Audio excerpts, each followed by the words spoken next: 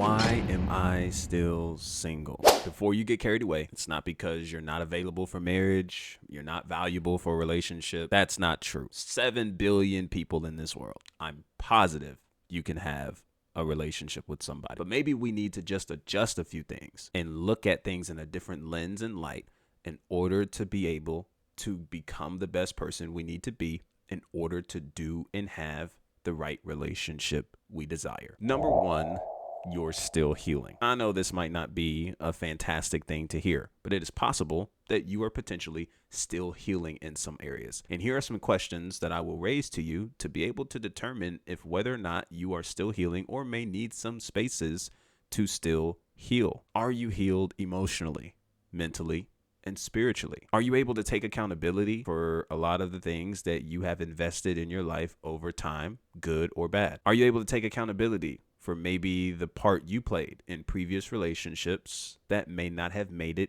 the direction and destination you desired it to be? Are you self-aware, connected with your emotions, able to be honest about where you are, be honest about where you're going, and be honest about the emotions and how you're feeling? Where's your relationship with God, your foundation in faith, values, and belief system? Is that where it can be, or can it improve? How about your relationship with your calling and your assignment in life? Do you know where you're going? Do you know and have an understanding of where God is leading you, the assignment that he has on your life? How about capacity? Do you know what you can and cannot make room for in this season of your life? Your vision, your direction, do you have clarity in those areas? And I'm not saying that you have exactly pinpointed every location and every drop that you're going to make, but rather you have an understanding of a direction and vision long term that you're looking to build for you and even your future family. Are you grounded in your value, your identity, character, and integrity?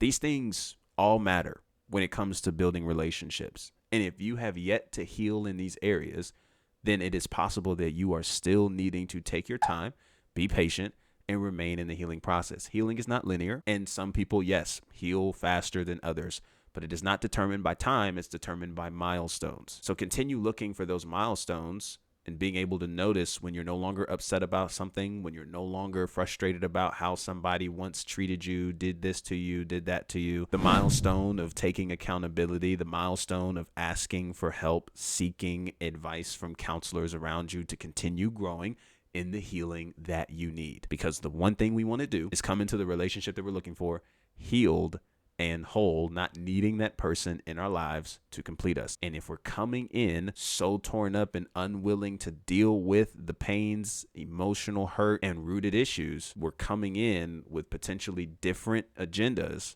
that won't allow the relationship to last. You're not called to be perfect. None of us are. But we definitely want to come into the relationship with as less baggage as possible, doing all of the emotional work necessary to create capacity and room for someone else to be a part of our life, calling, and journey that we're on. Number two, your list. Now, before you click off, I definitely want to give you just a few insights on why it's possible that your list is keeping you single. I'm not against preferences. However, we don't want our preferences to be something we cling onto so much that we are willing to forego someone that we need over someone we think we want. And our preferences sometimes has a way of doing that.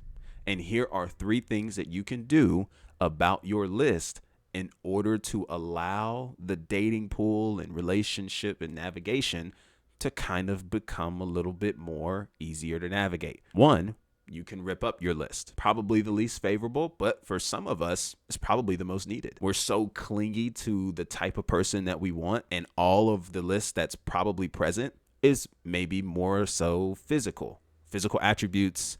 Maybe they have this kind of money, they have all this material stuff, and maybe that is a part of your list. And truth is that you can find someone who fits that perfectly. However, they don't have the character, integrity, and knowing who they are in God, their identity, values. They don't have the more important things that are actually going to carry the relationship into long distance, long-term places.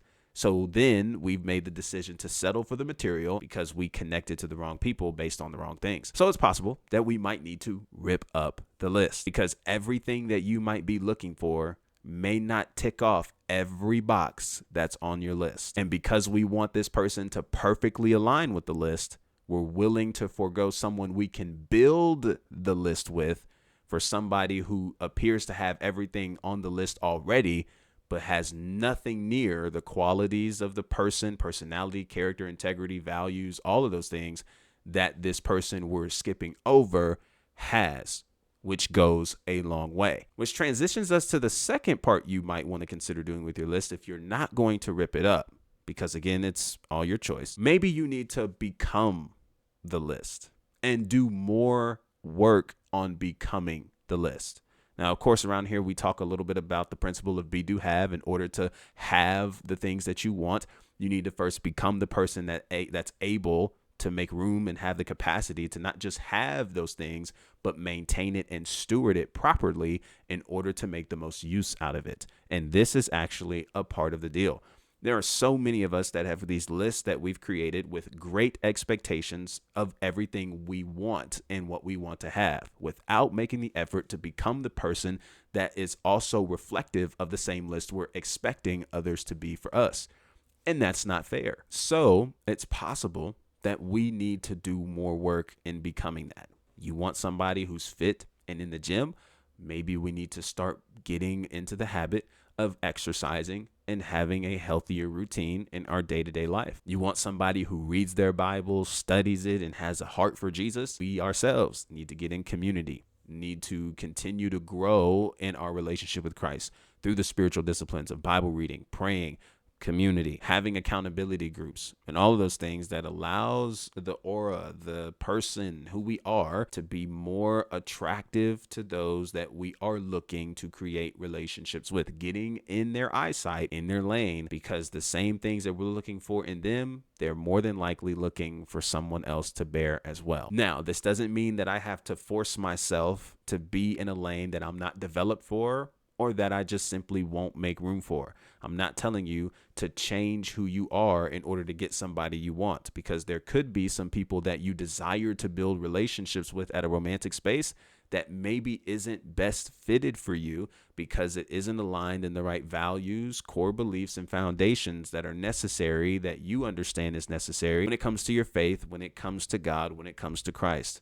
Don't abandon that, your values and all, your purpose and calling and all, for the sake of just bagging this cute person, because that is a disaster waiting to happen. You and I are incapable of changing anybody, and the greatest change anyone can make is the change they create for themselves. So don't find yourself trying to play Superman, putting the S on your chest. Please do us all a favor. Go back to Clark Kent and don't force yourself to be something you're not, or forcing others to be something they're not ready for, or they just simply aren't developed for just yet, in order to say that you've got somebody cute next on your shoulder who you can get attention to, because that does come off quite desperate, and we don't want that. So make room, become your list, and a part of becoming your list is also transitioning to a third way you can look at your list outside of becoming it and potentially completely trashing it, because let's face it, it's possible that that's needed. You may also want to start looking at the paradigm that is behind the list that you've created. Your mindset is more important than where you're going, and it is important to always consider the paradigm, the worldview, the way in which someone sees the world, in order to make sense of the connection and relationships that you create. Because we can have all of the things that we eventually want to throw on our list, but if we don't have the right mindset, paradigm, willingness that is necessary to create that list, we will actually lose it quicker than we ever got it. And it is possible that you need to find someone who has the willingness, who has the mental fortitude, who is emotionally invested, who has emotional intelligence, who has all those things to be able to create the list that you have. And more important than that, you taking part in building the list instead of expecting what you want in the list to come to pass completely in front of you. As put together, it's pre-built, and you have nothing to adjust. There are a lot of things about relationships that require work. In fact, relationships simply require work. We all need to place equity in the connections that we create, no matter how quickly the connection pops off or how much repetition is necessary for the relationship to really cultivate to what we want it to be. We all need to play a role in it ourselves. And there's nothing sweeter than building that equity with someone and actually looking to grow with them instead of expecting them to have everything off rip and you do nothing in partaking in building that person or creating that bond. So be willing to put in the equity. Be willing to grow together. There are some strengths you have, and there are some strengths she has. So be willing to come together and complement one another. Instead of her being strong in everything, you being strong in everything. There are some weaknesses you have. There's some weaknesses she has, but it's complementary because where she may be weak at, you're strong at, and where you may be weak at, she's strong at, and you guys come together as a team, being willing to do this thing together. So what's the mindset behind the list you have? Is this person disciplined? Is this person's character and integrity really, really up there? And then again, do you reflect that same or similar level to be able to expect that out of somebody that you're looking to date?